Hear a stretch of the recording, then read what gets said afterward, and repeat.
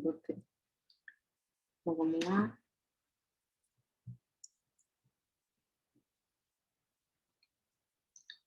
Deixa eu ler a metade. Bom, a gente vai começar a falar sobre elétron normal, só os princípios básicos, para vocês relembrarem, tá?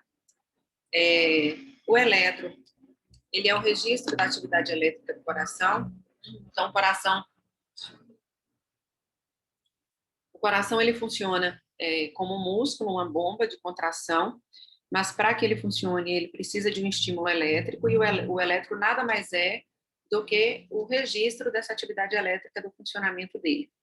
Auxilia no diagnóstico de diversas doenças que não são só de origem cardiovascular.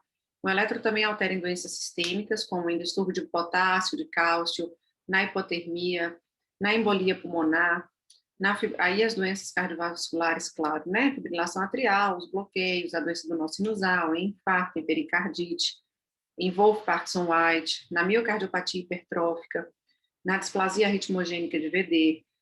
Então, funciona como um exame de triagem para doença cardiovascular e na suspeita de doenças sistêmicas. Não pode nunca ser colocado como um combo para o paciente. Toda consulta tem que ter eletro obrigatório, isso é errado, é antiético. Nem todo paciente que ele procura em consultório ou ambulatório vai precisar de um eletro. Concordo que 90% talvez precise, né? Nem isso tudo, 80%. Mas não é todo mundo. Então, não pode nunca isso estar associado, tá? Não é ético fazer isso dessa maneira. Mas claro que ajuda muito.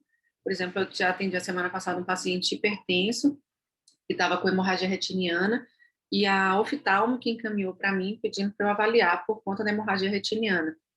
Daí, quando eu fui avaliar, ele estava com hipertensão, não me lembro, acho que 180 de sistólica, pedi para que ele fizesse um eletro, não era urgente, expliquei que não precisava ser, por ter hemorragia, seria bom que fizesse naquele momento, mas não necessariamente. Ele quis fazer, quando eu fiz, ele tinha uma sobrecarga de ventrículo esquerdo com padrão strain, que é uma sobrecarga que inverte a onda T em seguida, muito grande a sobrecarga, muito grande mesmo. Aí expliquei a ele que seria bom a gente fazer um ecocardiograma, porque essa sobrecarga no eletro não quer dizer que o coração está crescido. Sobrecarga no eletro quer dizer que aquele músculo ou ele está dilatado, que ele está sobrecarregado, ou por dilatação e o coração está grande, ou porque ele está hipertrofiado. Normalmente, quando a gente tem a sobrecarga, a gente tem aumento da massa muscular. Nem todo aumento da massa muscular é por hipertrofia. Se ele cresce também aumentando massa, claro. Mas ele também fica hipertrofiado aumentando massa. Então, não peguem uma sobrecarga e digam ao doente, olha, seu coração está crescido, a gente tem que ver. Não. Pode estar crescido, pode estar só musculoso. Esse paciente, ele tinha uma miocardiopatia hipertrófica, que não é uma doença tão comum, mas ele, quando eu fiz o eco dele, tinha uma miocardiopatia hipertrófica. E a displasia ritmogênica de VD, certo? Então, a atividade elétrica, como vocês sabem, o coração ele despolarizado está ativado e vai se contrair. O ritmo sinusal é o ritmo normal, que é gerado aqui no nó sinusal. Ele vai passar, o nó sinusal fica situado próximo à veia cava superior, na entrada do átrio direito. Ele vai despolarizar, então, primeiro o átrio direito, e em questão de fração de milissegundos vai para o átrio esquerdo, através do feixe de Bachmann. E aí despolariza o átrio esquerdo. Então, primeiro a rigor é o átrio direito, quase que simultâneo, mas sendo muito cri-cri, primeiro é o direito, depois é o esquerdo. E daí do nó sinusal, através dos feixes internodais, que são 3, eles vão passar para o nó atrioventricular. No nó atrioventricular, ele vai despolarizar o septo, as paredes livres e depois a base do ventrículo direito, dos ventrículos direito e esquerdo, certo?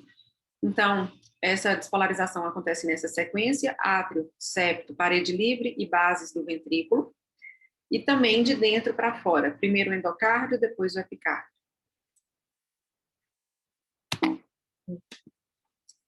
Aqui, de maneira dinâmica, a ilustração, né? Nó sinusal, nó atrioventricular, os ramos direito e esquerdo e os feixes de His, as fibras de Purkinje. O feixe de His e as fibras de Purkinje. Bom, então, assim, a gente vê aqui que o que existe é uma grande movimentação de carga elétrica, né? E essa movimentação de carga elétrica acontece pela saída e entrada de íons sódio, potássio, e cálcio dentro dos miócitos. Bom, o que acontece? William Einthoven criou uma máquina que pudesse captar toda essa movimentação de carga. O coração, ele é um grande gerador que tem uma movimentação imensa de carga. Toda vez que a gente tem movimentação de carga, a gente tem a geração de um campo eletromagnético na superfície de qualquer coisa que esteja rodando essas cargas. Assim é com o nosso tórax. A pessoa teve a cabeça de pensar nisso. Como não? Um gênio. Como que tanta carga movimentando lá dentro, eu vou captar essas cargas através do campo eletromagnético formado na superfície. Daí, como ele fez para avaliar isso? Ele criou uma grande máquina, isso aqui era uma máquina de elétron, né, imensa, e aí fez uma solução salina em que ele botava uma perna, a outra não estava dentro, e as duas mãos também em solução salina. Vocês lembram acho que eu falei isso com vocês, mas aquela solução, experiência que às vezes vocês fazem no 2º grau, em que a gente liga uma lâmpada enfiando um fio na solução com água e sal e outro fio em água sem sal. Vocês já fizeram isso? Sim. Se vocês nunca fizeram, assim, não façam mais, criança, não lembrando nem mais direito, mas é uma lâmpada que está com 2 fiozinhos, você enfia um fio na água com sal, ou seja, tem íon sódio e cloro, né? E na outra não tem sódio nem cloro, não tem sal. O que vai acontecer? Vai ter passagem de carga de onde tem sódio e cloro para outro lado que não tem, certo? E ao fazer essa passagem de carga, a luz acende. Isso aqui é a mesma coisa. Quando você enfia o pé, aqui no caso dele, né? Enfiou o pé na solução salina e ele estava querendo provocar passagem de carga e perceber a movimentação no tórax. Bom, a movimentação ia ter, mas como ele ia registrar? Então, esses potenciais de ação, eles precisavam ser captados e passados para um papel.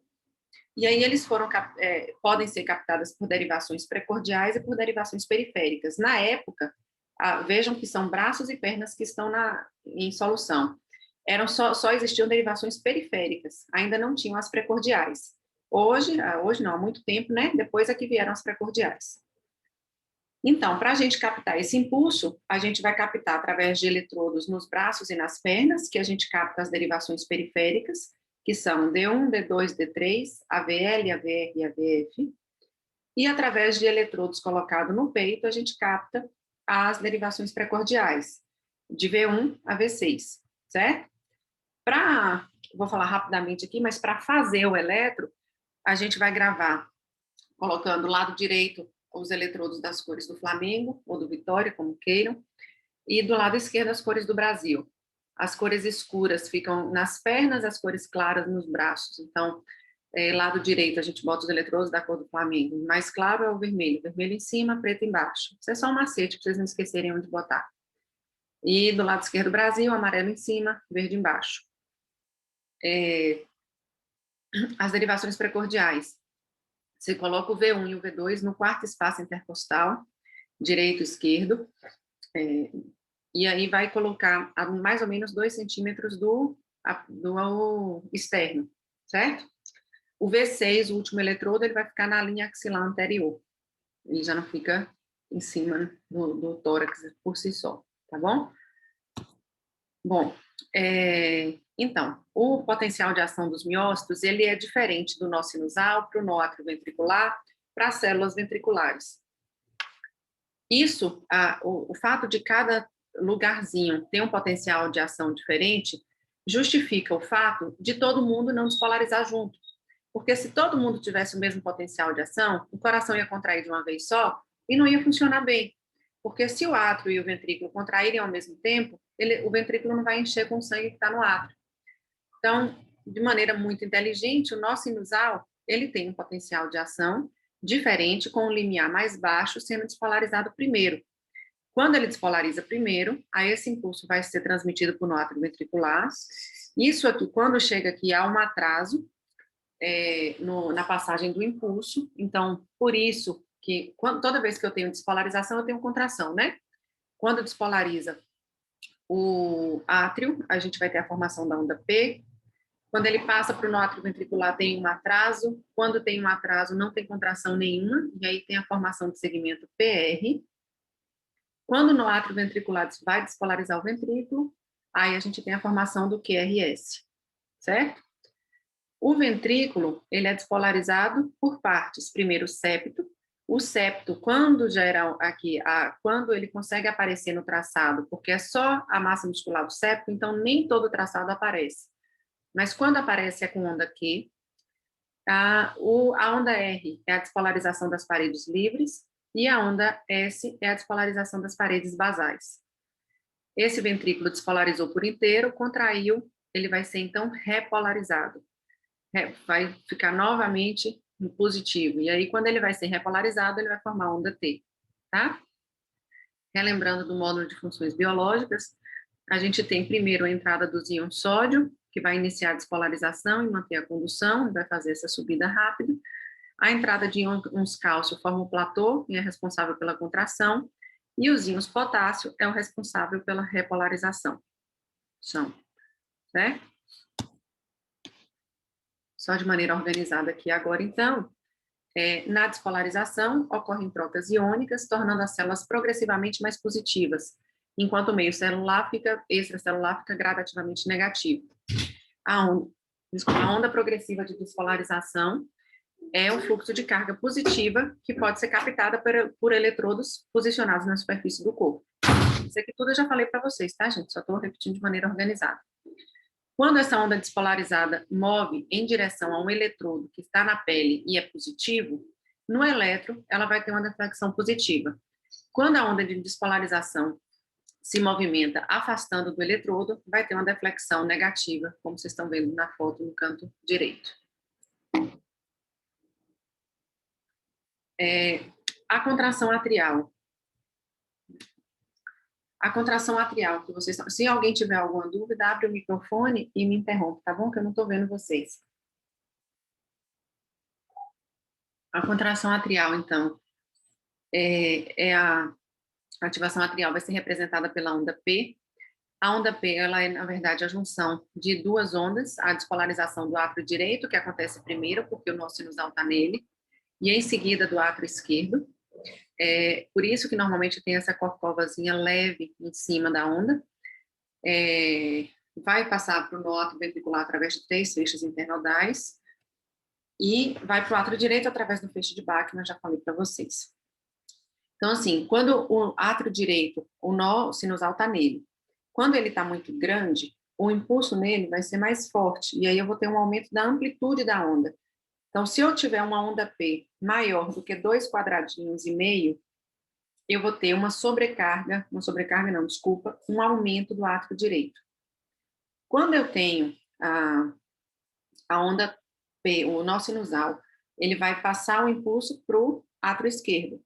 Só que o átrio esquerdo está muito grande, então vai demorar mais tempo de acabar a contração do átrio esquerdo, porque eu vou ter uma onda P larga, certo? Maior do que 110 milissegundos, e isso é o aumento do átrio direito.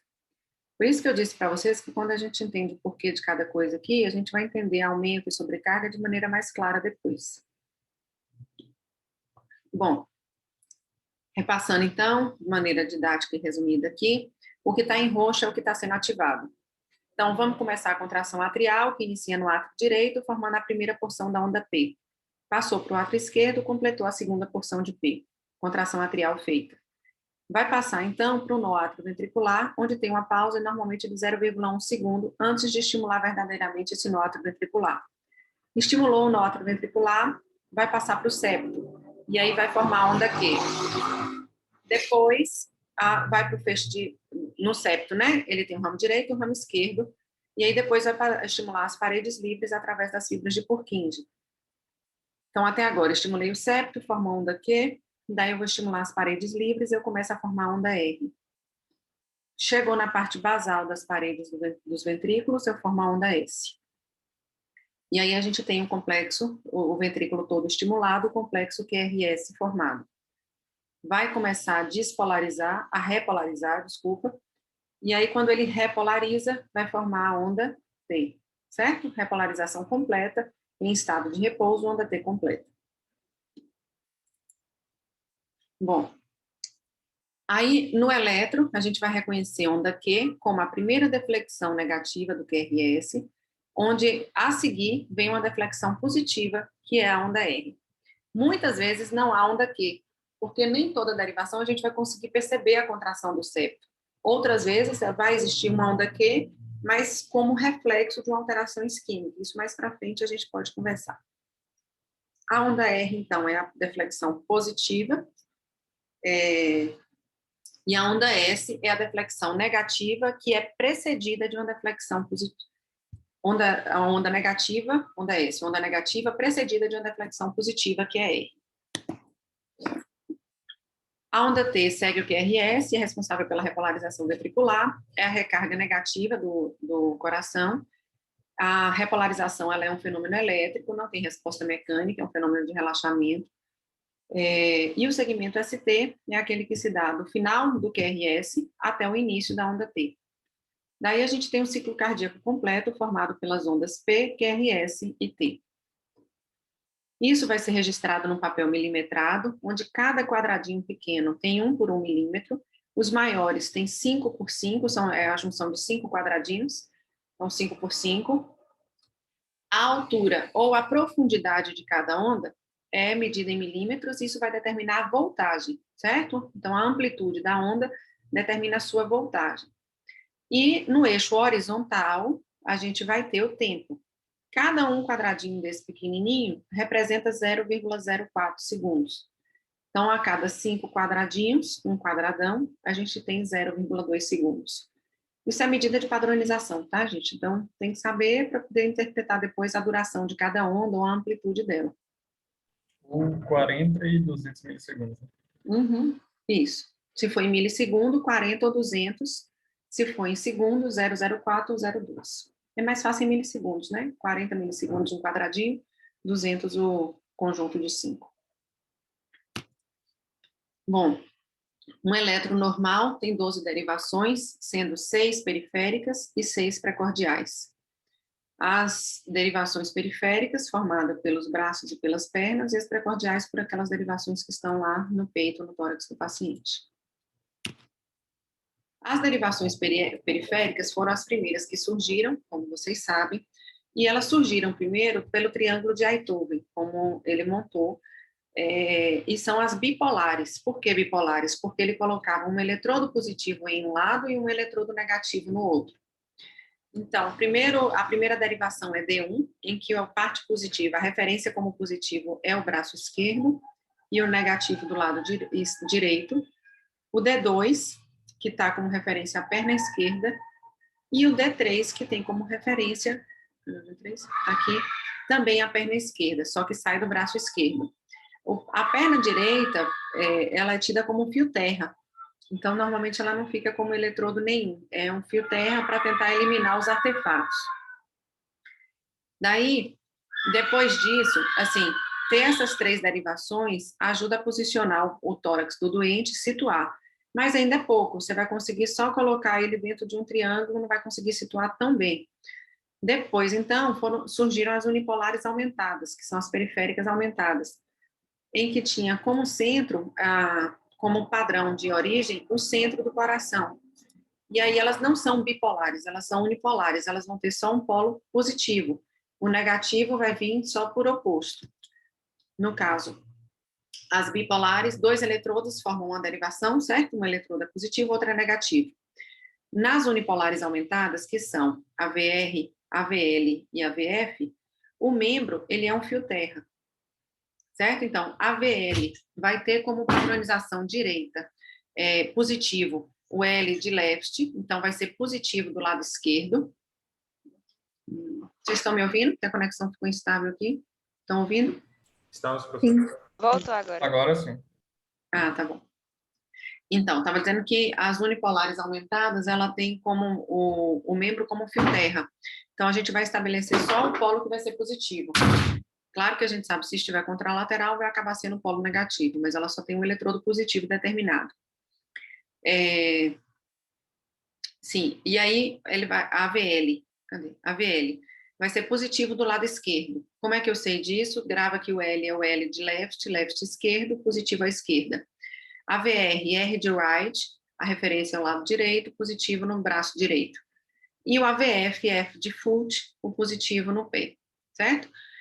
Daí Frank Wilson juntou todas essas 6 derivações, as unipolares aumentadas e as bipolares, e botou elas juntas. Como?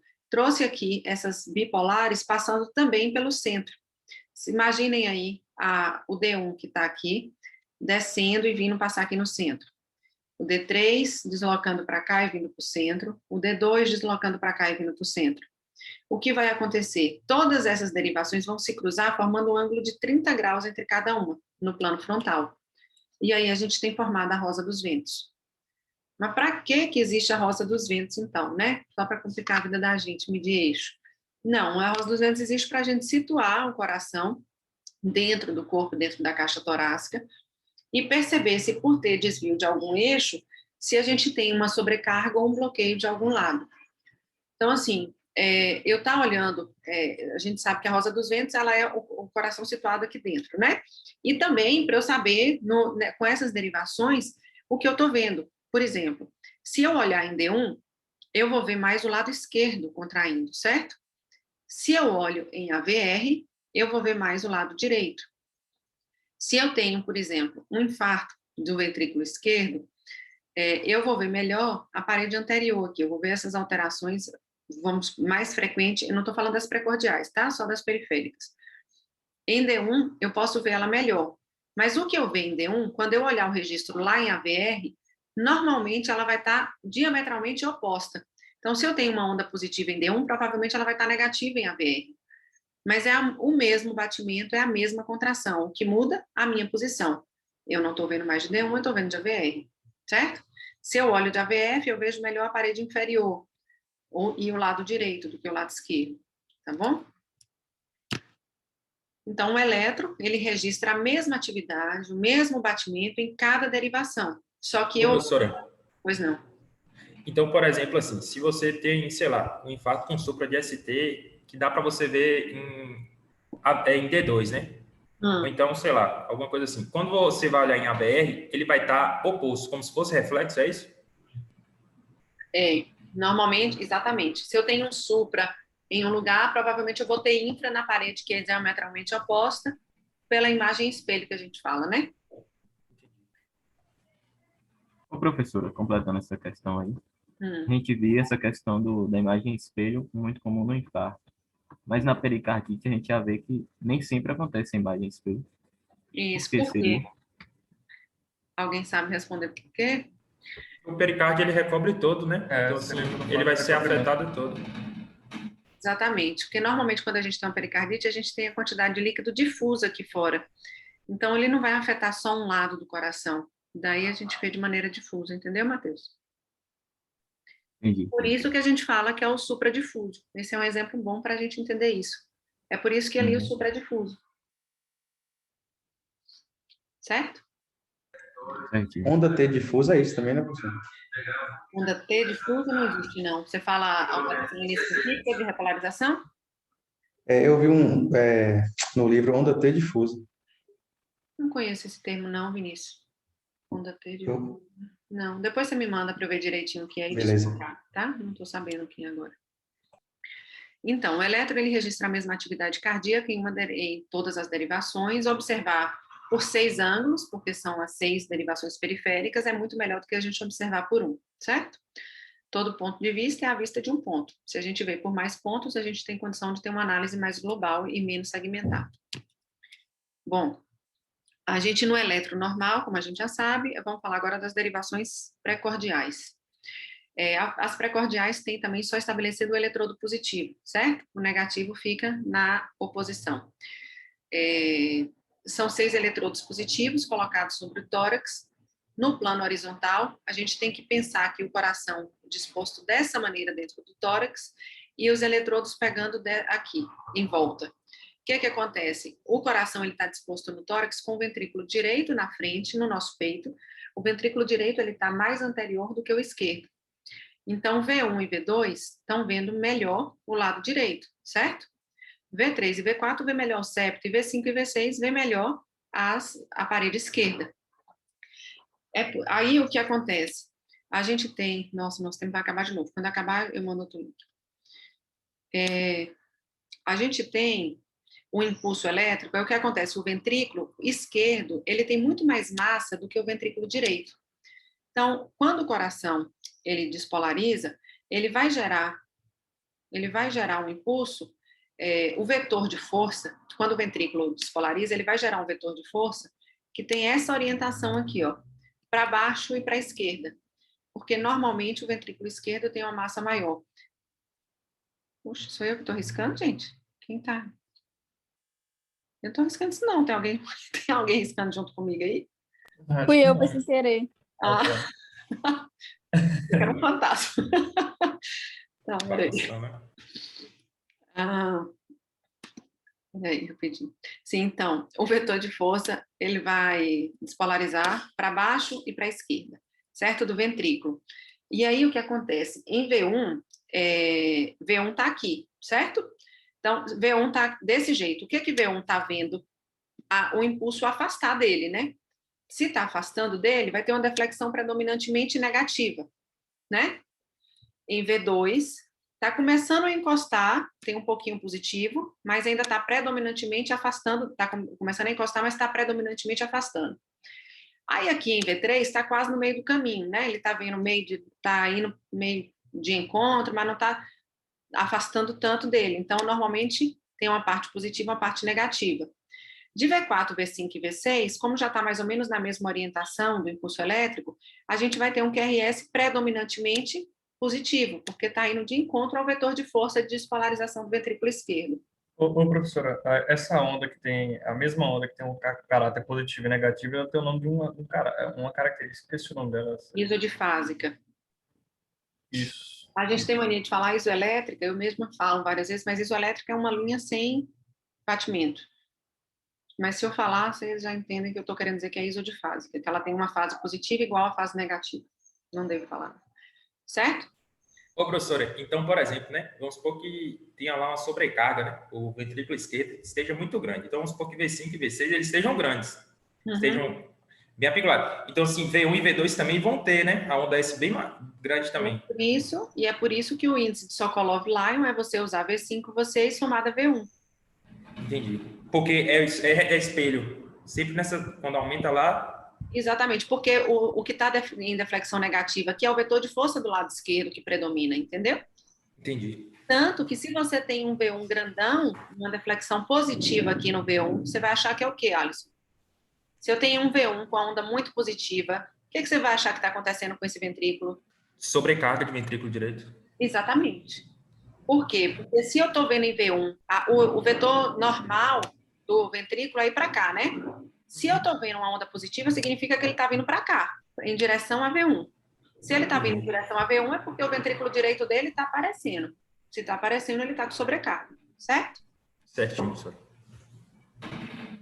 Então, por isso que essa aula é mais bonita, tá vendo? Porque a gente tem sobrecarga e tem tudo depois se a gente for demorar. Isso que eu tinha... O índice de Sokolov eu tinha decorado só assim, mas quando você entende essa questão em espelho, você passa a entender o... Eu nunca tinha pensado nisso. Calcula, né? Exatamente. Ô, professora, se possível, tem como você repetir essa explicação, por favor? Ó, nas precordiais, a gente vai avaliar a contração dos ventrículos, certo? Nas precordiais não, em todas, mas... o que acontece? O ventrículo esquerdo, quando a gente avalia o impulso elétrico, a gente está avaliando a força de contração. E ela é uma junção de vetores de força. O septo, ele despolariza normalmente quando ele contrai normalmente assim, um pouquinho para cá. O ventrículo direito, ele vai contrair um pouquinho para cá. E o ventrículo esquerdo vai contrair um tantão para cá. Aí, nesse jogo de vetor de força, o que vence é o ventrículo esquerdo, porque o ventrículo esquerdo ele tem uma massa maior, ele tem uma força maior de contração, porque ele tem mais miócito, ele é mais hipertrófico. Então, isso aqui tudo vai gerar um vetor resultante, que é o vetor de contração do ventrículo, que vai ser como? Para baixo e para a esquerda. Então, quando um coração normal se contrai, a gente tem essa direção de contração, para baixo e para a esquerda. E aí, o que acontece? Eu vou olhar, vocês lembram que eu falei que o eletrodo, quando o vetor de força caminha em direção ao eletrodo, ele produz uma deflexão positiva. Quando o vetor de força caminha em direção contrária ao eletrodo, ele tem uma deflexão negativa. Em V1, eu estou vendo mais, você está vendo que V1 está aqui, E em V1 eu estou vendo mais o lado direito do coração.